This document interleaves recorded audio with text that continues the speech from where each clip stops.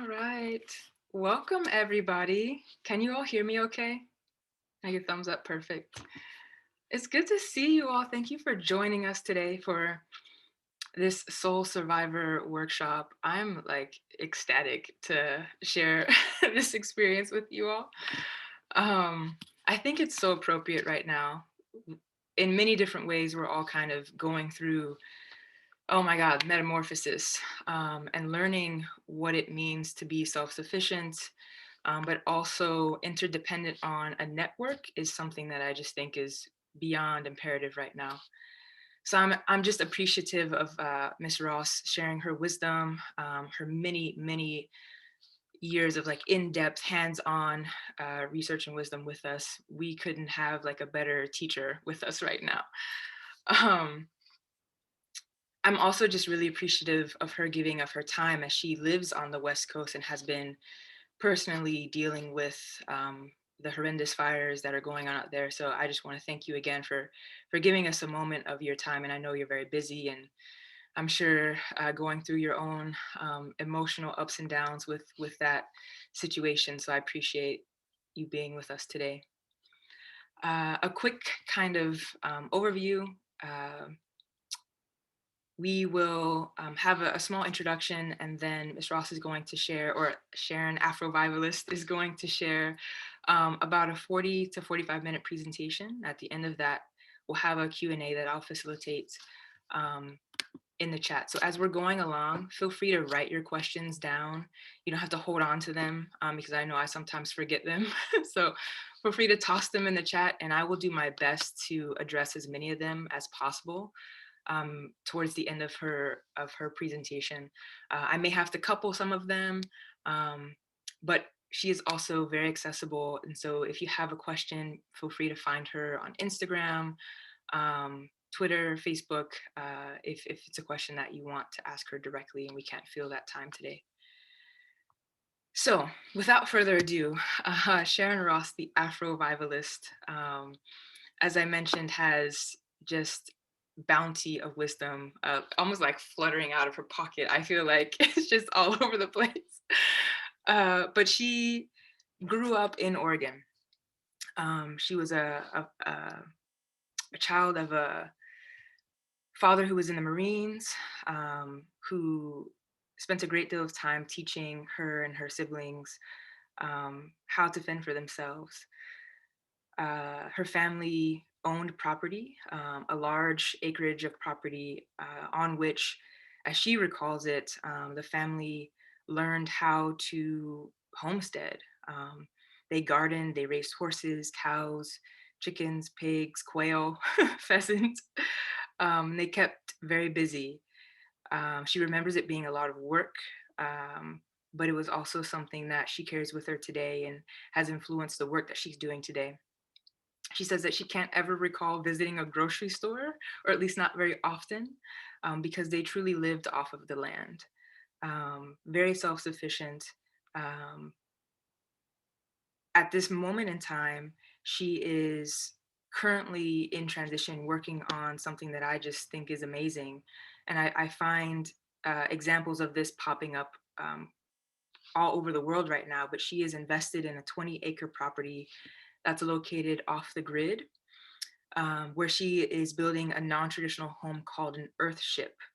And if you're not familiar with an earthship, they are fantastic structures, and I'll share a link to them in the chat here. But they are sustainable homes made of both natural and recycled material. The home is going to be a greenhouse that's going to provide herbs, tropical fruits, vegetables, and this will be a year-round production. She's also invested in building an aquaponics system, which is an indoor pond. And if any of you are in the Indianapolis area, you may be familiar with the Kepler Center that was also doing something similar to this.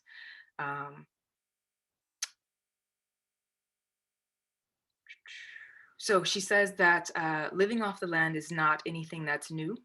And I want to echo that. She mentions that this is something that our ancestors did. It's in our DNA, it's in our bones, it's in our structure. And they managed just fine. I love that term because my mom used to say that, like, you'll manage, you know. But it's so true. We believe that we need a lot of luxury around us, but if this is something that you're truly interested in, you can find bounty in whatever it is that you're doing, and so you'll manage. So without further ado, I'm going to turn the floor over to Sharon and allow her to share her wisdom.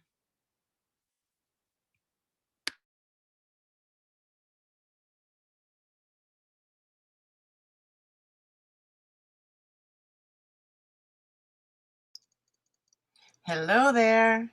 Hi, everybody. Well, thank you all for being here. And for those who I can't see, will you please let me see what you look like? I like to, talk with y'all face to face and not behind a name. So I would appreciate that. Thank you so much. So, as she said, I'm Afrovivalist, well, Sharon Ross, aka Afrovivalist. The name was created over a bottle of wine with some friends, and and it, of course, means African American survivalist. And since I was starting to go natural with my hair around that time, I turned it into Afrovivalist. So that's how we came upon that name. So you all should have received a link to the presentation that I'm going to be using. I've been putting it together over a couple of years and cut and paste and getting information from here and there. So feel free to utilize this, and it's titled 12 Activities to Help You Prepare for the Next COVID Phase and Other Disasters. So I'm what I'm trying to do with this information, this booklet, is to, start from the beginning, and just in case, because there's a lot of people out there who don't know, who contact me and say, I don't even know where to start. So this is where this booklet comes in, is with this the starting of it. So how many people are preparing? Well, let me start over. How many people were preparing before COVID? I see 3, 4. I can't see everybody. Let me look. Let me open up this span. There's 2 pages here. And then so the rest of you, hopefully you started preparing after COVID hit, right? I would hope so. So a lot of people were caught off guard. Um, I started this prepper conversation well, around when Katrina hit. I started realizing that, you know what, I don't want to be that person. I couldn't understand why people would have an advance notice and not prepare, and then expect somebody to come get them, when the disaster hits. So I told myself I was not going to be that. And so I've been at this for a long time, and discussing it to people for a long time. And I've lost friends over it. I've lost family members. People call me cuckoo, you're crazy, you're psychotic, you're whatever it is. They're like, and then Corona hit. And they were like, oh, she was right. I should have been prepared. So that's one of my stories that I like to tell, because it's I knew I wasn't crazy. I knew something was coming down the line. So I am encouraging everyone to really, really get in there and start preparing. So the information that I have for you, um, if I go too fast, just let me know, please. I tend to just get going and, start talking and babbling and forget that, we're on a time limit. So I want to go through these activities in this folder, with the hopes that you guys would, you ladies, I didn't see any gentlemen in here, you ladies would, utilize this in your home and start prepping your home, to be ready for this next disaster, next war. I don't know if y'all been looking at China, China and Taiwan. If they go into war, that means we are going to be involved. And personally, myself, I do not feel that that war is going to stay over there on their coastline. That war is going to come here also, because we have been bullies of the world.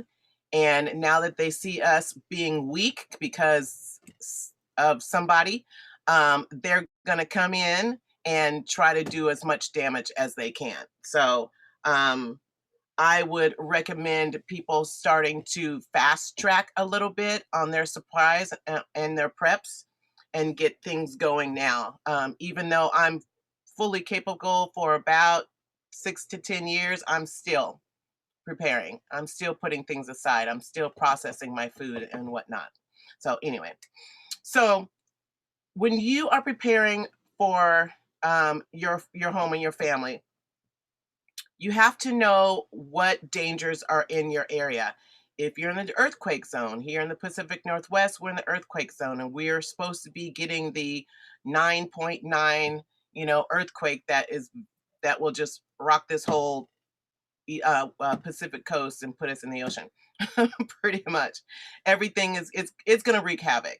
Um, Tsunamis, wildfires. We just had a wildfire that I had to evacuate because the fire got too close, and so I had to come back to the city and reevaluate things from there, and then we will be moving on to the next spot. Here in the Pacific Northwest, or where I am, we also have a lot of flooding. So you want to determine what in your area is that you should be preparing for. Okay, and then take that topic. Give me examples. Somebody, what's your area disaster? What do you guys have in your area? Anybody? Environmental pollution. Oh, that's a good one. Well, you know what? That one's a hard one to prepare for because that would mean a lot of people would have to start living self-sustainable and recycling their materials and being responsible, and not everybody on in this country is going to be responsible regarding the pollution. I feel what we need to do to solve that problem is to go straight to the corporations and start fining them for the crap that they're putting in the water and in the air, because we're only doing a percentage of what the corporations are doing when it comes to pollution. Okay, so decide what you're going to prepare for. And then from there, you want to go into activity number 2 and locate people outside of your area. Because if you have a disaster in your area, you want your family members to be able to have a contact person that you will call to and say, okay, so and so is safe, and so kids are safe, they're at so and so's house or whatever. And this activity number 2 is meant for you to keep track of that. I have one of these cards, and I have it on the 5x4 cards. Those, I call them the note cards. um, I made them for our family, and it has, a little bit more information from that. But um, on mine, it has if the person is diabetic, if the person's on a certain kind of medication, um, if anyone comes across, someone who has passed out, got beaten up, or whatever it may be, they can look through that bag and find the card, and that card has all the information on it that would help them if the medics are there and they need to go further. Okay, that's even with the lost child. You have all that information. So I put additional information on there, but this is the basic. Okay, so I encourage you ladies, sorry, to add to this card. Okay, and you can pretty much fit it on one of those 4x5 note cards, all the information that you should need from there. Or you can just go basic and cut this out here. So now with activity number 3, water is life. We cannot live more than 3 days without water. And people think, they have to rush out and get the toilet paper. Well, you can't drink toilet paper. Toilet paper is not going to do you any good when it comes to life. So make sure that you collect as much water as possible. When I see water on sale, I buy them by the cases. I'll stick them underneath the bed, put them in a cabinet, whatever it may be. Um, but now that I am moving forward and going to be moving out of this house and creating a base location for me to live in between Portland and my bug out spot, which is 3 hours away, um, I have gathered up, 55-gallon water barrels that I had on this house, and I was collecting the water from there. Um, as a alternate, I can take that water and water my garden, water the trees, whatever it may be that I can use that water for. And then if I had to utilize that water for drinking, you have to know how to purify the water. And there's a couple of different ways to purify it. You can boil it. You can put a couple of drops of of bleach in the water. You can get your life straws. You can create your own homemade DIY water filter, which is really easy. That consists of, oh, I don't think I have it in this one. Note to self. Um, Water filter. Um, but learn how to purify the water. The easiest way to do it would be just to boil it, cool it down, strain it from there, just in case. Depending on where you're getting the water from, it could have bugs in it or whatever, and still have parasites. So you want to make sure you strain that water, and then let it cool down before you drink it, because it'll burn your throat, right? So, and then also with the bleach, it's a 1/8 teaspoon of liquid bleach. Now, it's not the scented bleach. You need the plain, just original bleach with no scent in it, no other chemicals. You just want it to be the sodium, you want it to be 6% sodium hydrochloride. And that's pure bleach with no additives to it. So that's the only product that will work on this, because the ones with the additives in it, could mess it up, make it thicker, and have soap in it or whatever, and you don't want that. The instructions I went ahead and put on here in activity 3 for you. Am I sharing this? Do you guys want to see this? Hang on. I thought y'all were seeing it. I'm so sorry. I'm so sorry. I thought you could see it. All right, hang on one second. Whoops. Doo-doo-doo-doo. All right. So do I need to make that bigger? Can you see it? I'm gonna make it bigger.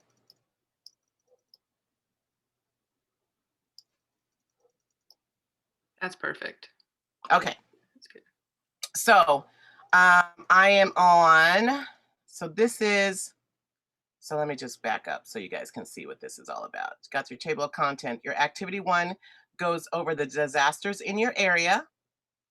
Okay. You want to determine that. There's a lot of them. Activity 2 is your out of the area contact information with the 4x4 cards that I discussed. And then activity 3, which is the most important for survival, is making sure that you have water. And it gives you instructions here. I tried not to miss anything when it comes to this part, but it goes over the filtering. It goes over how many drops of water you would need, drops of bleach you would need per 2-liter bottle. Would be 8 drops of bleach, or you can distill it, which is boiling. Okay. And activity number 4, who all has a bug out kit or a emergency kit? Nice, good. I carry what I call an everyday carry kit, and within my backpack, I have everything that I would need to get home wherever I am. So, um, back in the day, I thought it was real important to look all cute and wear my heels and everything. Well, not anymore. I wear pretty much tennis shoes and have some hiking boots just in case, because we just don't know what this environment's going to bring us anymore. I live in Portland, Oregon. If y'all have seen on the news, they're going a little bit crazy here.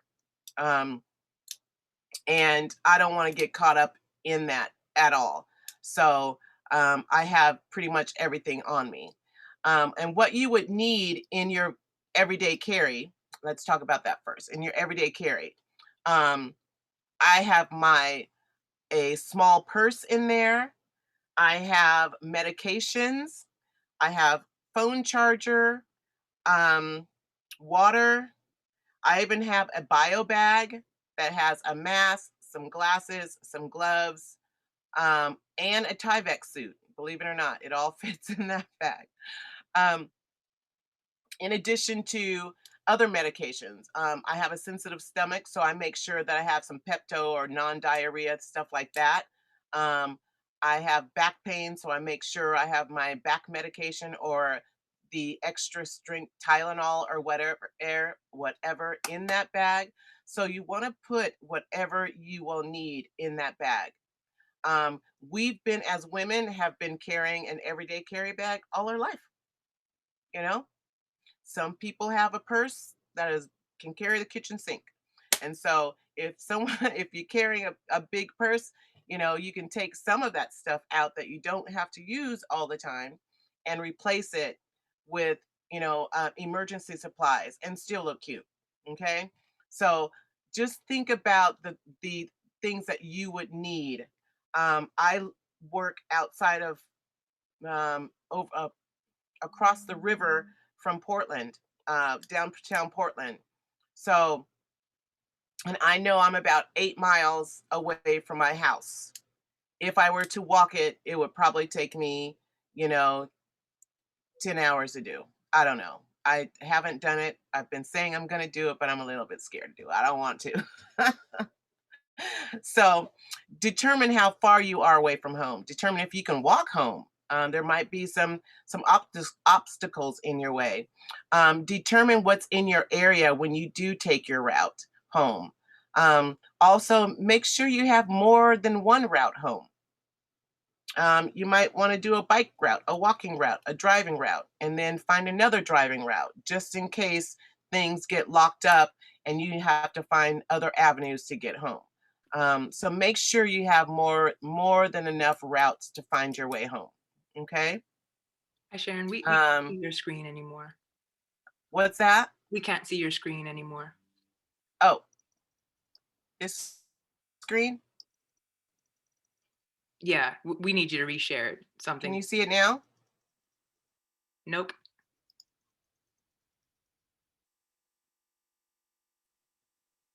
Nope.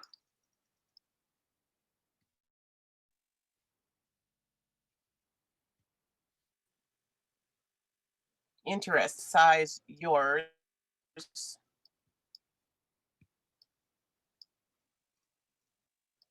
How's that? Nope. Still nothing. Is that better? We still can't see it.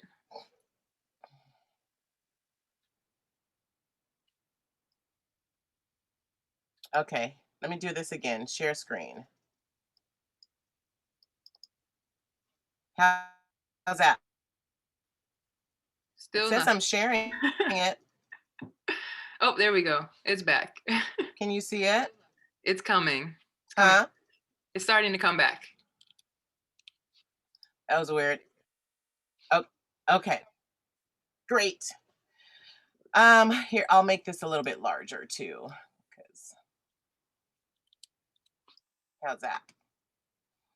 Um, so yeah, so make sure, if you carry a purse every single day, just put some survival items in there, things that you know that you're gonna need. And also, at the office, I don't know if any of you are at the office anymore. A lot of people are teleworking, but when I was at the office, I also had a shelter in place kit within my file drawer. And underneath my desk, I had a pair of hiking boots and a pair of socks.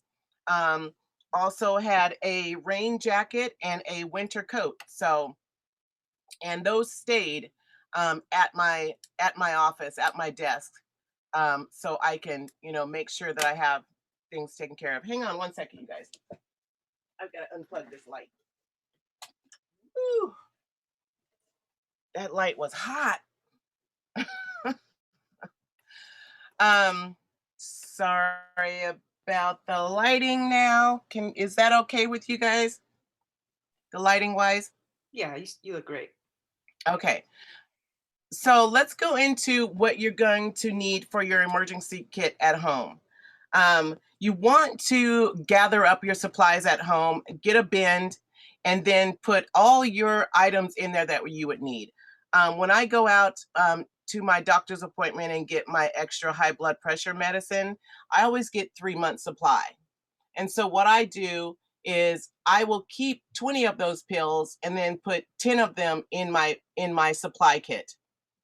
That way I always have them. And then when I get done with those 20, I go in and ask for another prescription of 30. So I'm kind of building up my supplies as I go, because my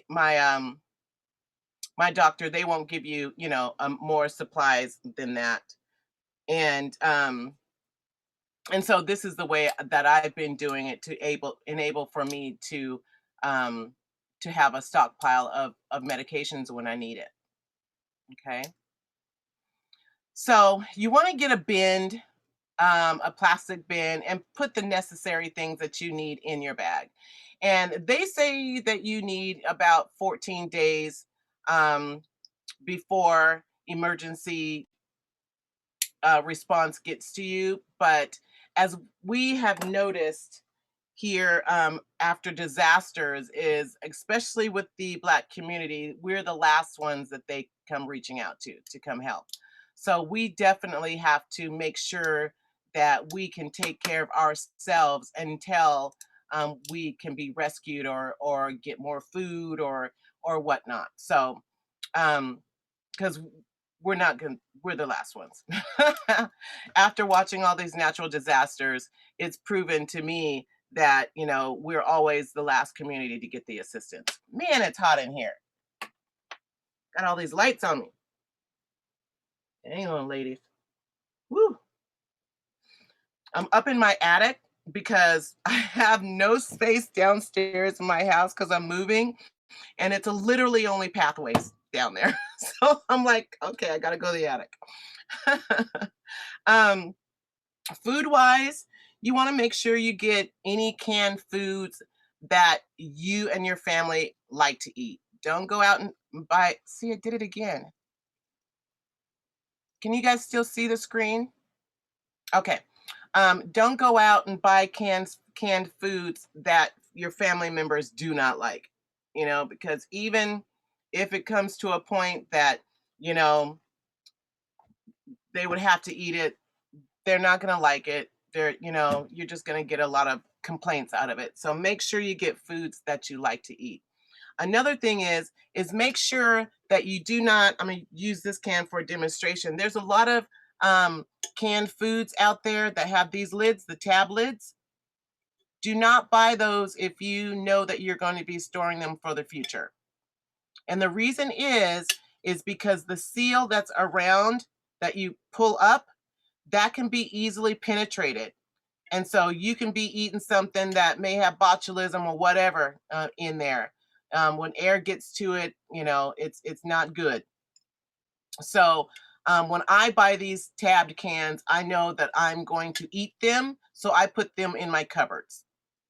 And if you do have cans like these, and you're gonna use, make sure not to stack them on each other, because when you stack them, use this for example. When you stack them, whatever on top of it can also puncture it open. So don't stack them, okay? Just if you find a good sale and out there and those cans are on sale, put them in your kitchen and you guys eat those instead. You want the old school can that does not have the tab. And remember your can opener because you will be pissed off at yourself. You forget that can opener. Oh, um, also, what I have been doing is I am a member of Thrive Life Foods, and they're a food dehydrator company. And I've been at it for, I think, 4 years now. And I placed myself on a food budget. And every month I go, well, once a month, I'll go and check all these foods. And you can go and make your list ahead of time. So my list is out until March of next year. So, and I set my budget to $50 a month. And they will, as the food come in, every month you get sent your dehydrated foods. I like this dehydrated food because as long as it's not opened, it lasts 25 years. Once you open it, it takes half of the shelf life. Okay? I mean, 12 years is still good for shelf life, but this is the food that you would go to last, and make sure that you have it. So I would recommend Thrive Life Foods / Afrovivalist. I'm gonna put that in the chat if I can find it. Where is it? All right. I can't put it in the chat for some reason. So go out and buy. Here we go. Go out and buy your www. I'm sorry. Hang on a second.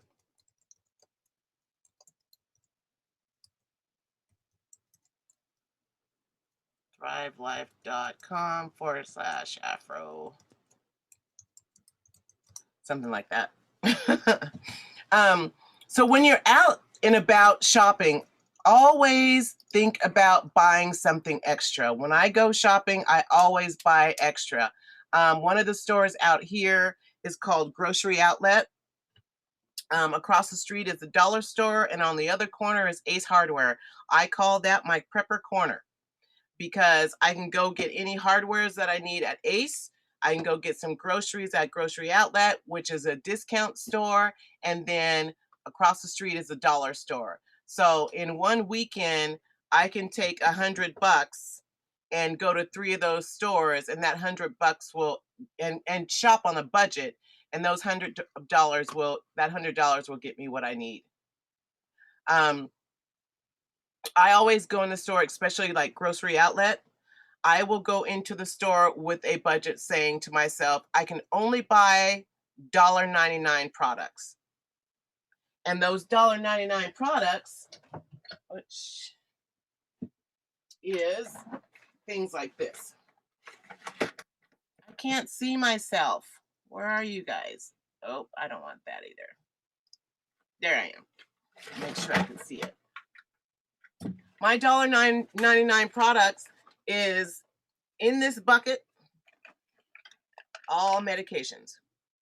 Medication, allergy relief, Alka-Seltzer cold medicine day and night, anti-diarrhea, you name it, eye drops. I went to Walmart a couple of months ago, and I had a headache and I didn't have any aspirin in the truck, so I stopped off at that Walmart. And as I'm in the medication department, I noticed that they had a lot of medications on sale for $1.97. So I pretty much filled up the whole bottom rack of my my shopping cart. People were looking at me like I was crazy. They're like, "Ooh, she really, really sick." But think about it. We're in the coronavirus right now. A lot of us going into the winter season is flu season. So remember when coronavirus started and everybody was running to the store for toilet paper? They're going to be doing that for medications. So if you have the opportunity to go out and get your medications now, go do it now. because you will not find it in the heat of the flu season. Okay. What were those three stores? You said the dollar store, the hardware store. Dollar store, Ace Hardware, and Grocery Outlet are my three favorite stores. Yeah. And you want to make sure that when you do um, get to those stores for your medications, like I said, get it now, um, because they're already starting to have a small shortage of stuff. I mean, we're going into a food shortage. We have a coin shortage. So that means we're going to be a shortage on some money and some food. I don't know if y'all realize, but what our future holds is not very bright right now when it comes to the situation that we're in with this coronavirus and potential war. Um, I honestly think that, you know, it's not going to get any better. So I want to encourage everyone to get out there. Also, when you're out, when you are out and about, also think about, hang on one second. This one is my grocery outlet. Oh, where am I again? I can't see myself to see if there you are. This is my grocery outlet sale, and this is all my hygiene stuff. So there's toothbrush cases, there is hand sanitizers, baby wipes, toothbrushes. So there's about 30 toothbrushes, 20 or 10 tubes of toothpaste in here, all sanitary stuff for the family, all on sale for under $1.99.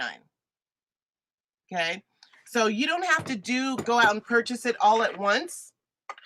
Every time you're out and about, just pick up a couple extras. What I make a routine of doing is when I go into a store, sorry about that. When I go into a store, I go straight to the discount clearance section. And that is where I find those products. And I just have these open buckets in one of the rooms. And every time I go, or if I'm in some store or find something that's on sale, I'll take them and then I'll put them in those buckets. And then when they get full, I seal them, I put a label on them, and then they get stored. So think about just storing your products in an area that you and your family can get to, but you don't want it to be like, that's the grocery store.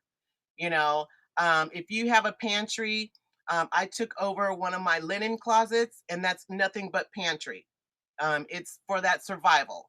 I mean, it's got things like that in there too. So it's got hygiene products, toilet paper, paper towels, soaps, you name it, that's in there, along with food and everything. And that's where all of our bug out bags are also.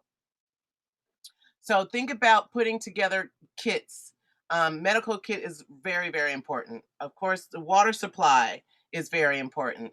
So if you can start finding spots to put your supplies, have a dedicated closet.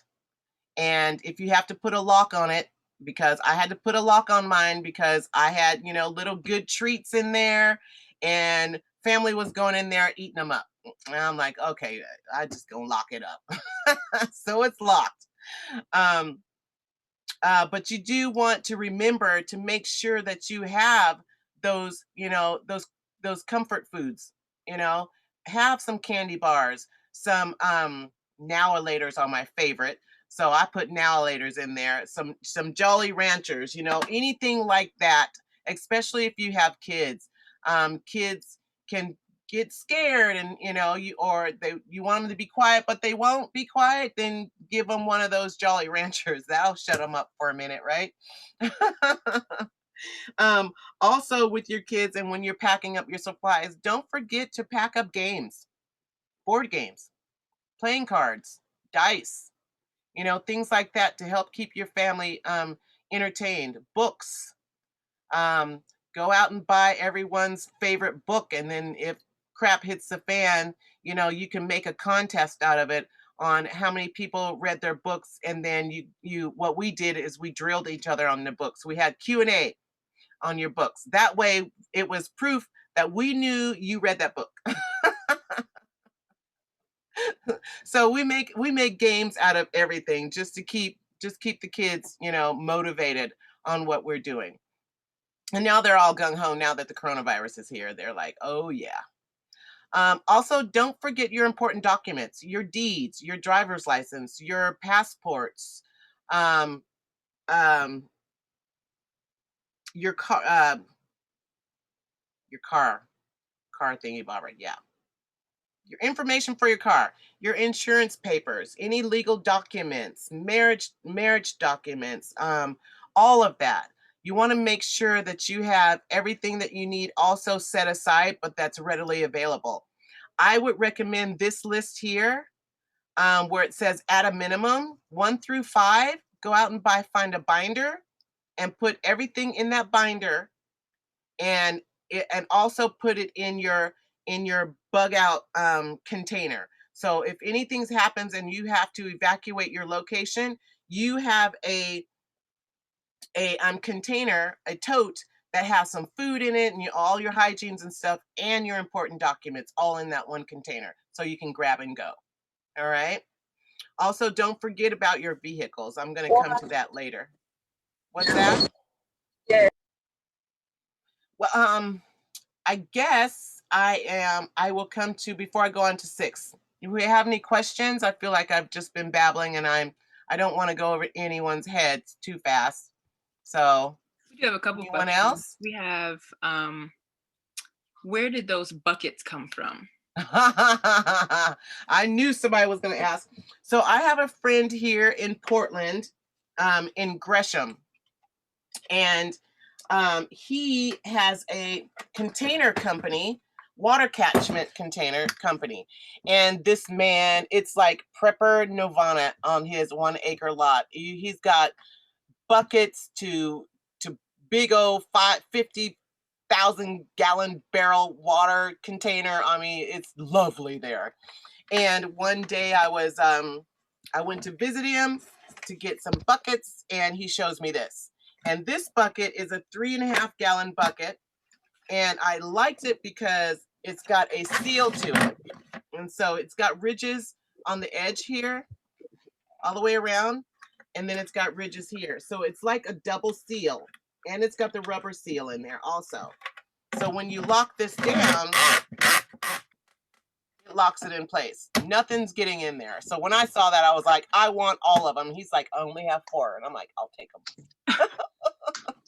So I was over visiting him yesterday, and he has more of these. And there's a possibility that he can ship them now. As of yesterday, he was telling me he can ship.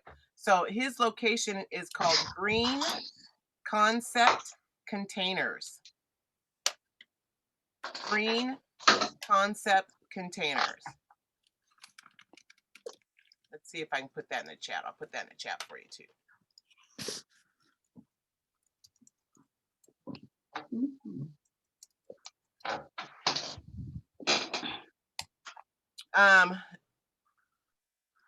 Probably, I don't know if he can get those to you, but you can always contact him to see if he can ship them to you. If not, locate someone in your area that's just the container guy.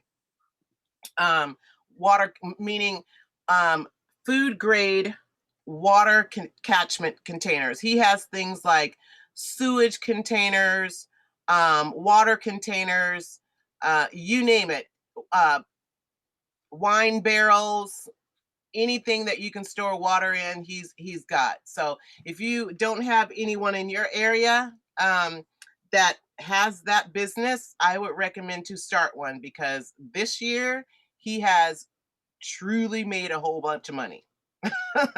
And he's running out of supplies all the time. So that is, if you want a good business to start, that would be the one to start. Also, okay. So you want to, we're in activity 6. and we're going to discuss the convenience and inconvenience of cooking. Um, if you're able to stay in your home, that's great. If there's, if there's electricity, the gas or whatever. But we may come into a situation where we have a grid down and you're not able to use your gas stove or your electric stove. You want to go out and get some camping equipment. Go out and buy a camp stove. Go out and buy the fuel. Your barbecue pit is also a good place. A friend of mine moved out of his house and they pretty much told him that his wood stove was no longer legit. So he had to get rid of it before he sold his house. And I bought it for $50 and six of us put it on a truck and it's now in my backyard. And I literally I will cook on that at in the evenings, and my neighbors just trip out on me because they're just like, she is weird. Now they think I'm pretty cool. So make sure that you have additional equipment that you can utilize to cook outdoors. All right. I am prone when it comes to lighting. I love solar lights. The more lumens you have, the better. Um, because that's an off-grid tool, and I'm an off-gridder, so I try to get everything that's off-grid, that I don't have to connect with electricity. Um, the bad part of that is you have to collect a lot of batteries on some occasions, and I had found that I have so many batteries that are just going bad because I don't use them fast enough, that I'm not going to do that any longer. I'm going towards solar now. Just everything solar when it comes to lighting up. Even in my house. In my house, I'm not even using electricity anymore when it comes to lighting because I've got the solar. I've got these they're about this big solar lights that have these sticky on the back. You can put them on the wall, and at night they're a night light. But then when someone walks into the room, it lights them up. So I literally don't have any. I turn off all the lights at night and just use that solar. um in addition to, I've got solar panels on my roof, but the city won't give the usage back to me, the overflow back to me. They take it and say that they're going to give it to the homeless, which I'm like, yeah, right. Anyway, I digress. So you want to make sure you've got all the proper lighting. I am a fanatic or a collector of hurricane lamps. And one of my girlfriends said, why does one person need 30 hurricane lamps? I'm like, because I like them. But they also have, they have the oils, and you fill those with with the oils, and it's an old school lamp, you know. I was finding them at Goodwill, Salvation Army, and then swap meets for as low as 50 cents. And if you try to go buy them now, you're going to be paying like $30 for them. So look for things like that. And as I mentioned, the garage sales, when you guys are out and about and go to garage sales, peruse them. Go see what people have. Go collect your cast iron skillets, your pots, your Dutch ovens, all your old school stuff that you would think is off grid, that you can use off grid. Buy those, because those will come in handy um, if you're in a situation where you don't have electricity. Okay, it'll come in handy for you to have those.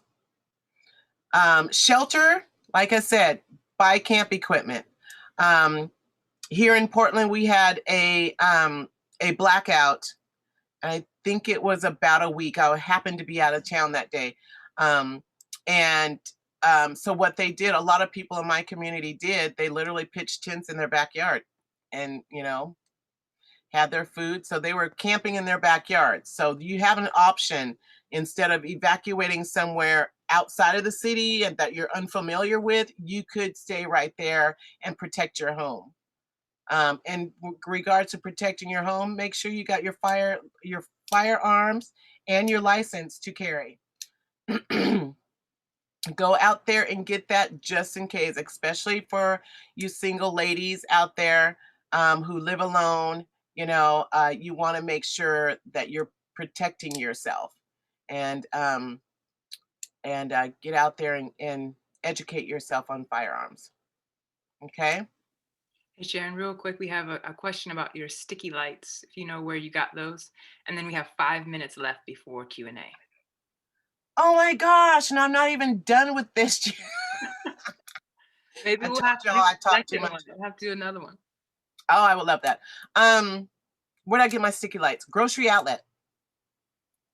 Grocery outlet. And if you hold on a second, I think I still have the wrapper.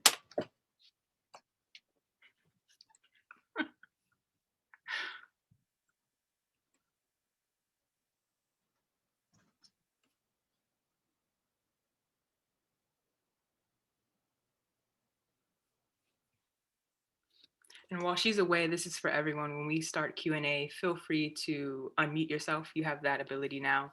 I held that back until everyone was in from the waiting room, just as a security feature, because we get Zoom bombers these days. So Boy, do what I said. Don't make me hurt you. Oh, I had that on. Oh, hi. Y'all heard that. Me yelling at the kids. Okay. So let's see if I can. Here, let me turn it this way. You might be able to see it better. Can you see that? mm-hmm. Is that Octorow tab? Yep, Octorow. OCTAROTA 8. And it's the solar sensor light.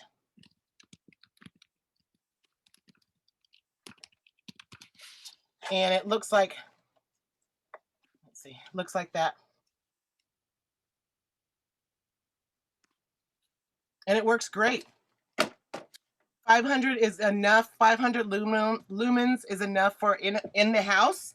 I didn't think it was enough for outdoors, but it lights up my backyard, which is a double lot, and it lights it up.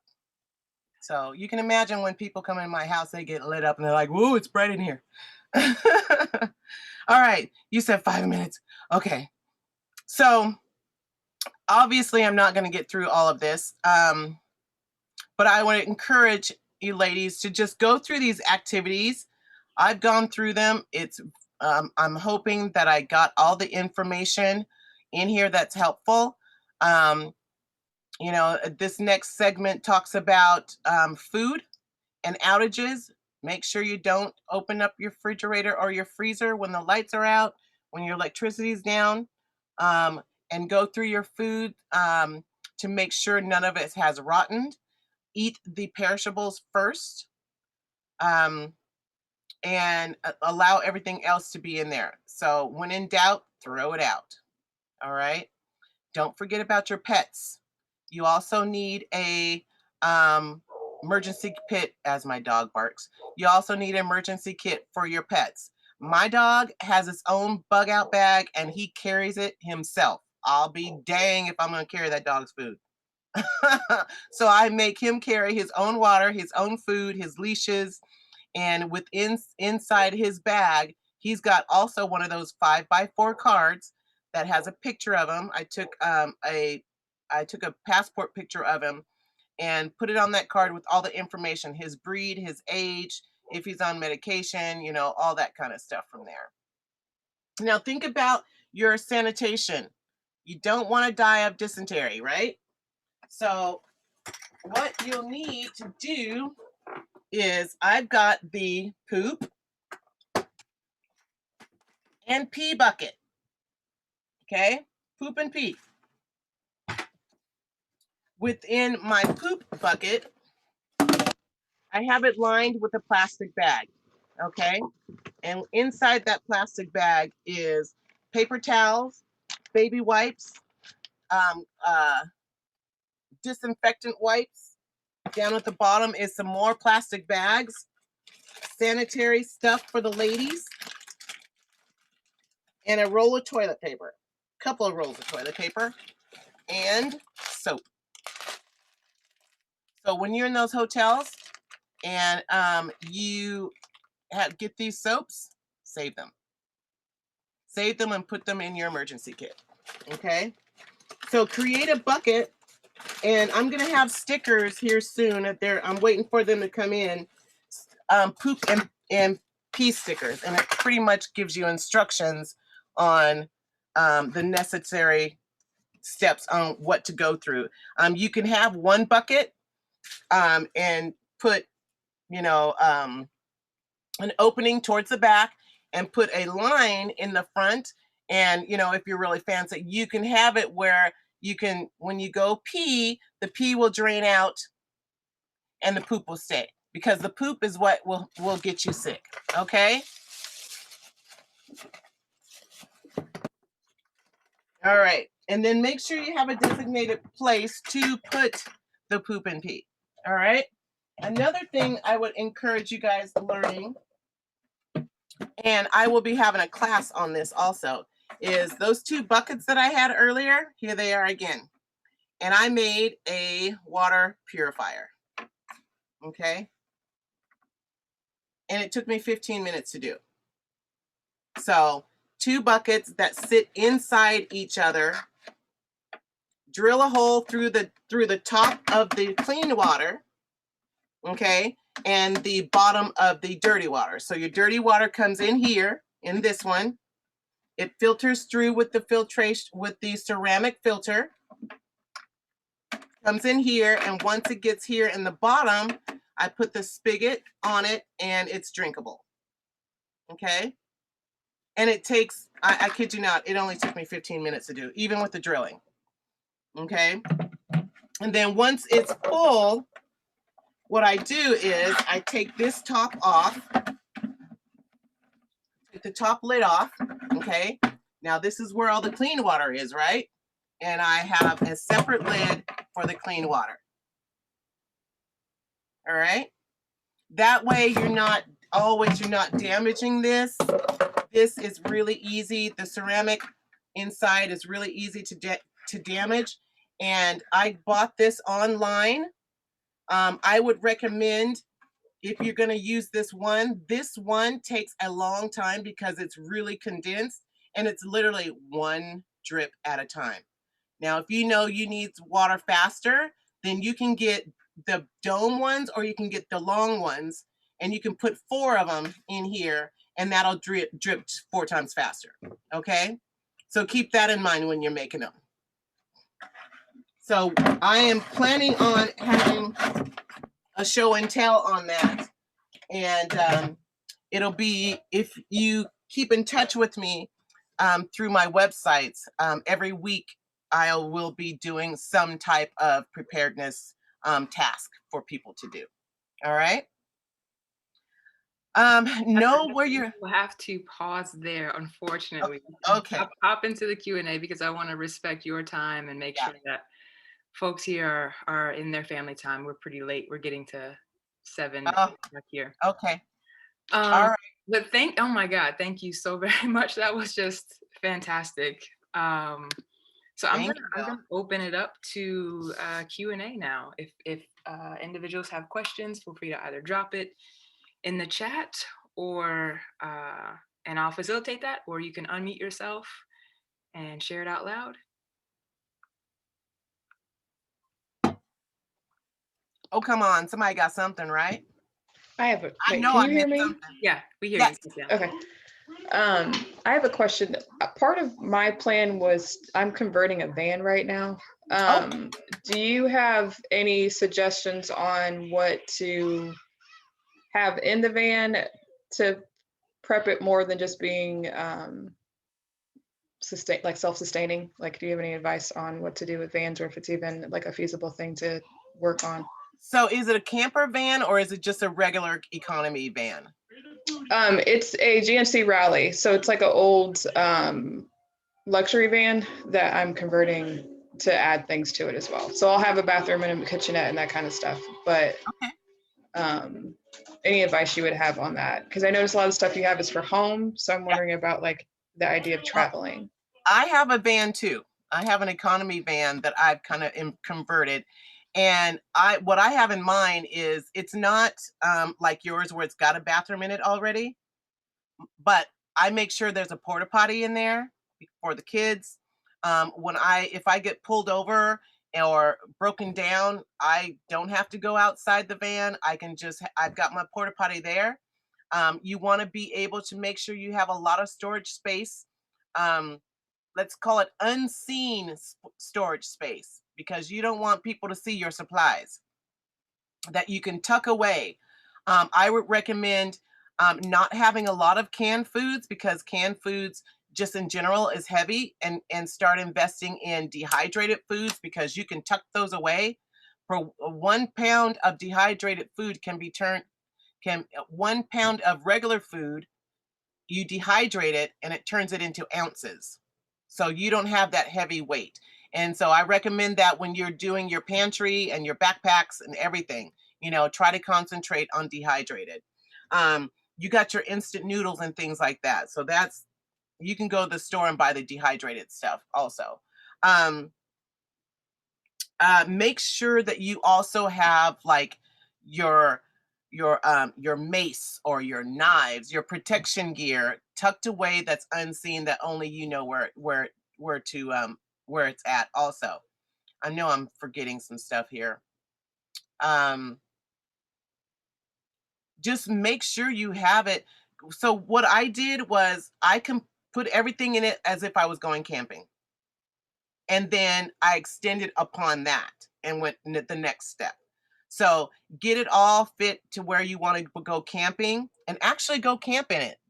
And then when you go camping in it, that'll determine what you're missing. Because you'll be like, oh, I wish I had this. Oh, I wish I had that. And take yourself out to, out of your comfort zone, and go primitive, you know, and see how you go from there. And then you'll be able to figure out what you need from there. Thank you for that. You're welcome. What's that? Anybody else? Yeah, we have a good question in the chat. It says, do you have things in mind or on hand for bartering? This Absolutely. is interested in like just buying a carton of cigarettes to just have on hand. My neighborhood liquor store, they think I am a stone cold drunk, because I go and buy those those baby bottles of liquor. And finally last week, I went and bought $50 worth of just different array. I'm not too much of a drinker. And he finally asked me, do you drink all of that? And I'm like, no, I don't. But that's a good one. Cigarettes, alcohol, candy, and for us women, African American women, hair products. Okay? Hair products. I even have nail polish, because there's going to be some women out there who cannot go without having a pedicure, whatever, and they may need, make themselves feel good by nail polish. And, I understand that. So you want to think about all of that. Even socks and underwear, I have extras of those, just so I can barter with. I don't barter with food. I don't barter with my gold or my silver. I'm keeping that to myself. But everything else pretty much is a bartering tool for me. Nice. Another question is, what do you recommend for communication? Do you have a satellite phone? Is there something that you recommend for that? I recommend you going out and getting your ham radio license, amateur license, your FCC, Federal Communications license. It's pretty simple. It's a test that you memorize. They just, over 2 days time, they drill you. On the end of the second day, they give you a test, and you take it, and you're good to go. You got your license. And then once you get your license, you want to make sure that you attend your area workshops, because it's not a simple radio that you can just push the button and talk into. You got to have a little bit of background to it. I say ham radios because that's the only thing that's going to be up and readily available when the grid goes down. And what that is, it goes from radio tower to radio tower to radio tower to radio tower, and you can get a message out to people. Also, in my van, I have a CB radio. I think that's a good one. But last time I was on the CB radio, there's so many people out there who's disrespecting other people's, communication, that it's hard to get through another person because people are just, talking over each other. So, and there's another one called Terra Mesh. There is a software, there's an app that you can download. I think it's called Survival App or some, I can't remember what the name is, but when I remember it, I'll make sure Danica has it. But you can, Zello, Zello is what it's called. And what it is turns your cell phone into a walkie-talkie. And you can add people to your program. See if I have it here. Yep. You can add people to your program and down your list, and then only those people will get your messages. Only those people can hear you, because evidently when your phone goes down, you can still get transmission from your phone. Okay. So try that out. It's called Zello, and it's a walkie-talkie type phone, and you set up the people underneath you, and those people will be able to hear you. And then when you go to the store, the app store, they have a whole bunch of other ones, and you do not need to be on Wi-Fi. This will be all offline. These work all offline. Okay. Good questions. What else you got for me? I have a question. Yes, ma'am. Actually, it's three. You can pick whatever question it feels easiest. But one is, I wonder about tools, like tools that people will really, really need.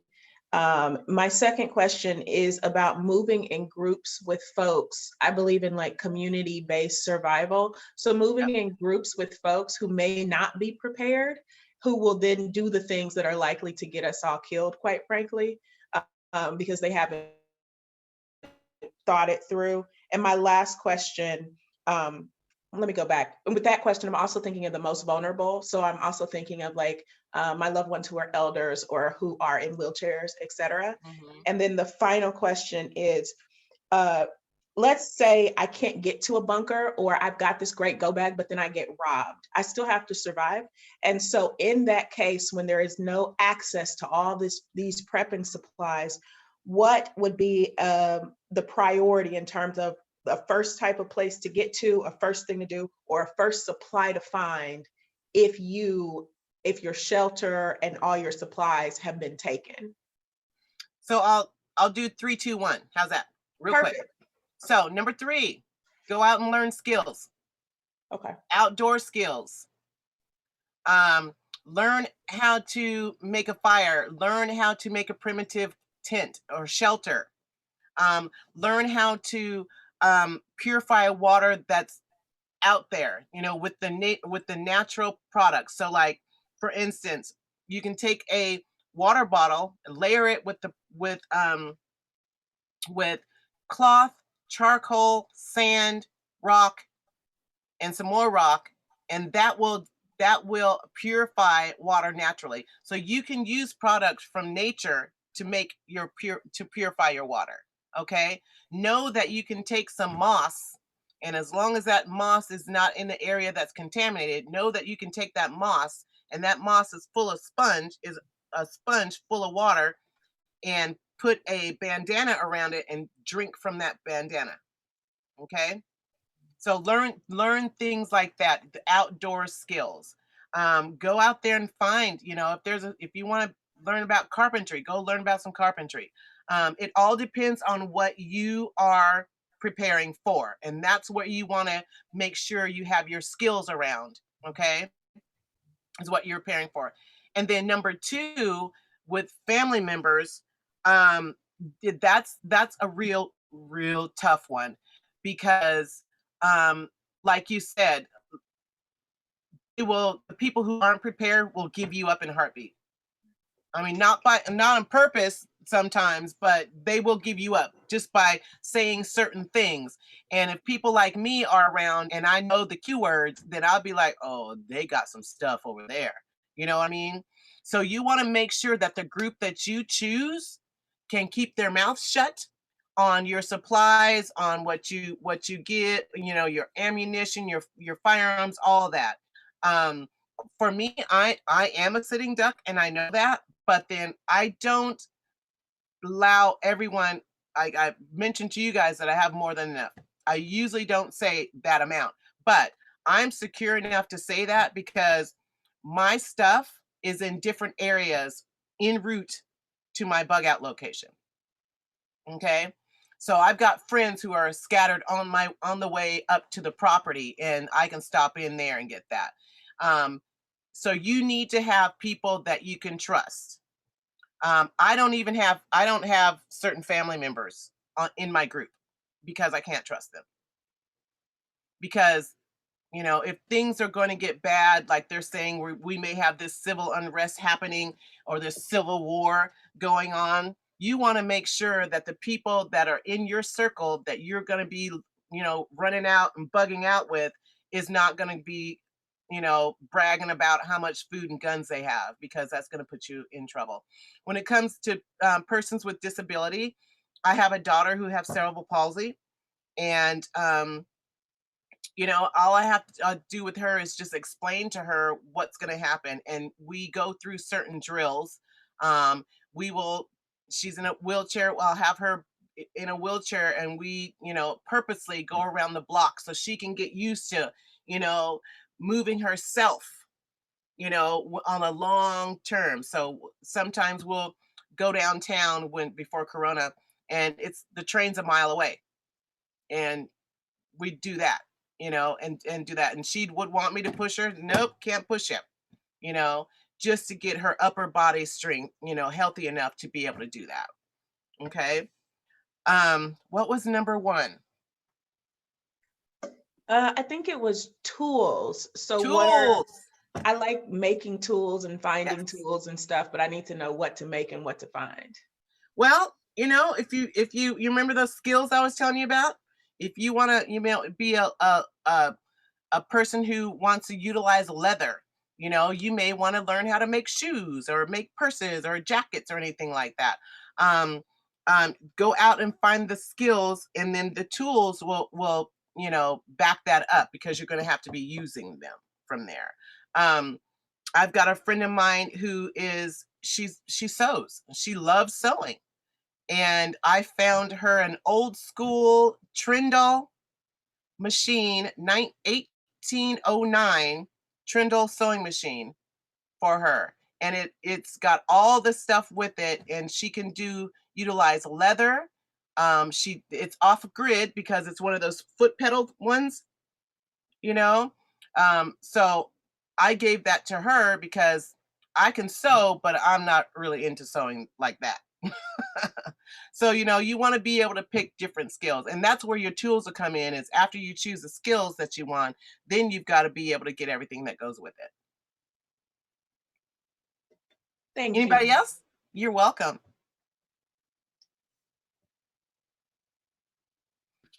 All right. Well, we will have to leave it there. But this record is going to be recorded. We're going to share this out. We may have to do another session because there's still much more information to learn. There's lots of information. What I'm going to do is I'm going to do a quick closeout and let you know that there's another event happening tomorrow, being presented by To Indie with Love. I'm going to try and share that information right now. And can I say one thing before we go? Yes. The importance of having your own property. Go out and try to get that property, y'all. We as Black folks do not have enough. Yeah. Get out there, and you know, there's still some good properties out there. I found 20 acres for $20,000, and I pay under $200 a month for it. So it's out there. You just have to do your research, and I encourage all of us to get out there and start purchasing property. Wow. If you can.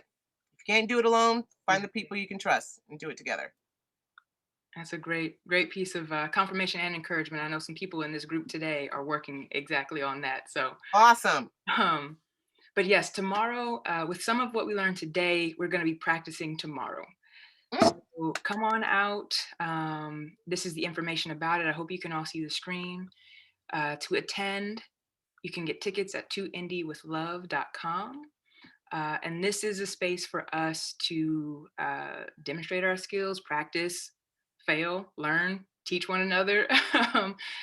Just to have exactly what Sharon was sharing with Tatiana about, go out there and practice in your van. This is a space for us to go out and practice together before a disaster hits, or before we just simply decide to go off the grid ourselves, to get that time of review, that muscle memory going.